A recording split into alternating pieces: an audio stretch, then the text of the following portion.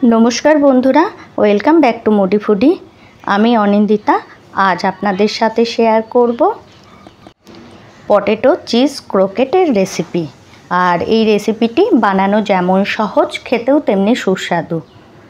तो चलुन बंधुरा झटपट रेसिपिटी शुरू करी।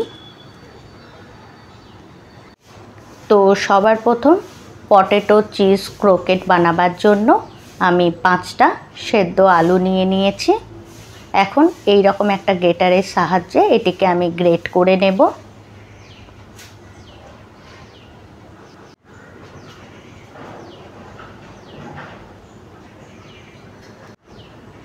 এই দেখুন বন্ধুরা আমার গ্রেট করা হয়ে গেছে। এখন আমি এর মধ্যে অ্যাড করব ময়দা 2 টিস্পুন আর অ্যাড করব ফ্রেশ ব্রেড ক্রাম্বস। এখন আমি এর মধ্যে অ্যাড করব ফ্রোজেন কর্ন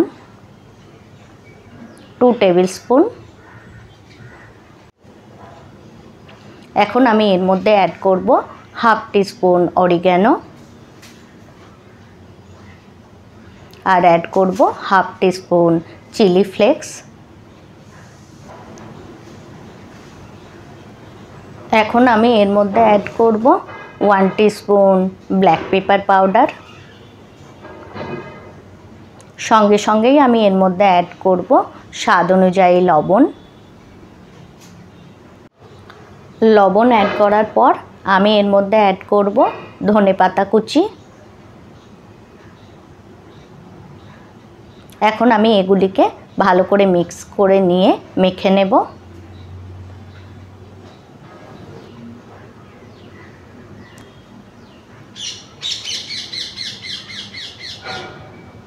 এই দেখুন বন্ধুরা আমার মাখা হয়ে গেছে।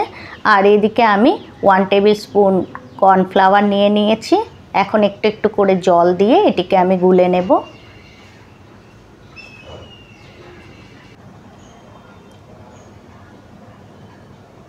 এই দেখুন বন্ধুরা আমার কর্নফ্লাওয়ারের মিশ্রণটি বানানো হয়ে গেছে। এখন এটিকে আমি সাইডে রেখে দিলাম। আর আলু আর কর্ন দিয়ে যেটিকে আমি মেখে রেখেছিলাম সেটি থেকে আমি খানিকটা পোর্শন এইভাবে আমি হাতের মধ্যে নিয়ে নিলাম। তারপর এটিকে আমি চ্যাপটা করে দেওয়ার পর এর মিডিলে আমি একটা চিজ কিউবকে অ্যাড করে দিলাম। আমি প্রসেস চিজের ইউজ করছি, আপনারা চান তো মজারেলা চিজেরও ইউজ করতে পারেন। এখন এটিকে আমি সিল করে দিয়ে এই রকম শেপ দিয়ে দিলাম। আমি আরও একটা বানিয়ে দেখিয়ে দিচ্ছি। সেম প্রসেসেই আমি সমস্ত ক্রোকেটগুলিকে এইভাবে শেপ দিয়ে দেব। এইভাবে পটেটো চিজ ক্রোকেট বানালে আমি গ্যারেন্টি দিয়ে বলছি এর স্বাদ আপনারা কোনোদিনই ভুলবেন না। অবশ্যই এই রেসিপিটি আপনারা ট্রাই করবেন আর ট্রাই করলে ফিডব্যাক আমার সাথে শেয়ার করবেন। এটিকে আপনারা আপনাদের বাচ্চাদের বার্থডে পার্টি, কিটি পার্টি অথবা ইভিনিং স্ন্যাক্সেও এনজয় করতে পারেন। আমার চ্যানেলে নতুন বন্ধু হয়ে থাকলে আমার রেসিপিটি লাইক করে চ্যানেলটি সাবস্ক্রাইব করার অনুরোধ রইল। আর আপনারা যদি আমার এই রেসিপিটি আমার ফেসবুক পেজ থেকে দেখে থাকেন তো আমার ফেসবুক পেজটিও ফলো করার অনুরোধ রইল। এই দেখুন আমি সমস্ত পটেটো চিজ ক্রোকেটগুলিকে কর্নফ্লাওয়ারের মিশ্রণে ডিপ করার পর ওপর থেকে ব্রেড ক্রাম্বসে ডিপ করে নেব। এইভাবে আমি ডবল কোটিং করব। এইভাবেই সমস্ত পটেটো চিজ ক্রোকেটগুলিকে আমি প্রথমে কর্নফ্লাওয়ারের মিশ্রণে ডিপ করে নেওয়ার পর ওপর থেকে ব্রেড ক্রাম্বসে এইভাবে কোট করে নেব। এই ধরনের ইভিনিং স্ন্যাক্সের আরও অনেক রেসিপি আছে আমার চ্যানেলে, আমি লিংক ডেসক্রিপশন বক্সে দিয়ে দেব, আপনারা চেক করতে পারেন। এই দেখুন সমস্ত পটেটো চিজ ক্রোকেটগুলিকে আমি ব্রেড ক্রাম্বসে ডিপ করে নিয়েছি। এখন এগুলিকে ডিপ ফ্রাই করার জন্য আমি পর্যাপ্ত পরিমাণে অয়েল আগে থেকে গরম করার জন্য রেখে দিয়েছিলাম। এখন মিডিয়াম টু লো ফ্লেমে এগুলিকে উলট পালট করে আমি ফ্রাই করে নেব। মিডিয়াম টু লো ফ্লেমে উলট পালট করে আমি সমস্ত পটেটো চিজ ক্রোকেটগুলিকে এইভাবে ডিপ ফ্রাই করে একটা প্লেটে ট্রান্সফার করে নেব।